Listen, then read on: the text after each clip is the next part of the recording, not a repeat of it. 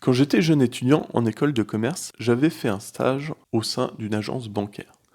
Tous les matins, nous avions droit à un débriefing pour présenter les chiffres de la veille. Nous étions félicités lorsque nos chiffres allaient au-delà des attentes et nous étions réprimandés lorsque nous faisions des sous-performances. Jamais nous ne nous étions questionnés sur l'intérêt de ces réunions. De même, et de façon plus générale, on se questionne assez peu de l'intérêt de sanctionner un salarié lorsqu'il sous-performe ou récompenser un salarié lorsque celui-ci surperforme. Cela semble finalement aller de soi. Pourtant, il existe une expérience réalisée par William Edward Deming pour remettre en question cette évidence.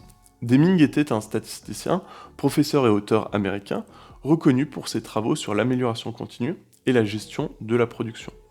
Ces travaux vont énormément inspirer l'entreprise Toyota, qui mettra en place un système dit toyotiste, basé sur la gestion en juste à temps et sur l'amélioration continue. Deming est donc à l'origine d'une expérience qui devrait aujourd'hui être connue par tout manager en entreprise. Il s'agit de l'expérience des billes rouges et des billes blanches. Cette expérience propose de mettre dans un grand récipient une certaine quantité de billes blanches et de billes rouges. La proportion peut être par exemple de 80% de billes blanches et 20% de billes rouges. Les participants vont observer ce récipient et devront prélever avec une truelle un maximum de billes blanches. Si une bille rouge est prélevée, cela est considéré comme une erreur et le participant est réprimandé. Ainsi, plusieurs tours sont effectués. Les récompenses sont de plus en plus fortes si aucune boule rouge n'est prélevée et la pression est de plus en plus accrue lorsque les participants sélectionnent plus de billes rouges. Ainsi, vous comprenez le biais qui existe dans cette expérience.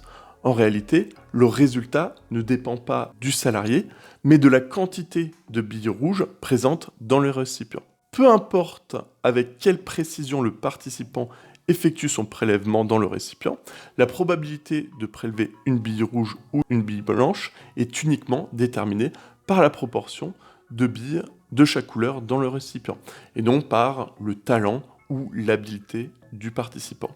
Bien que les participants puissent être blâmés ou récompensés pour avoir tiré une bille rouge, ce n'est pas de leur faute. Le système, le processus organisationnel, dans le cas ici, la proportion de billes rouges ou de billes blanches, est seul responsable des erreurs.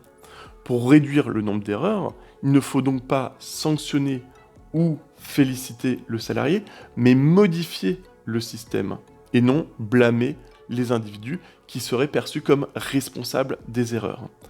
En fin de compte, l'expérience des billes rouges et des billes blanches de Deming illustre que de nombreux problèmes de qualité sont enracinés dans le système de travail et non dans les comportements individuels des salariés. L'amélioration doit donc se concentrer sur le changement du système plutôt que sur le fait de sanctionner ou de blâmer le salarié.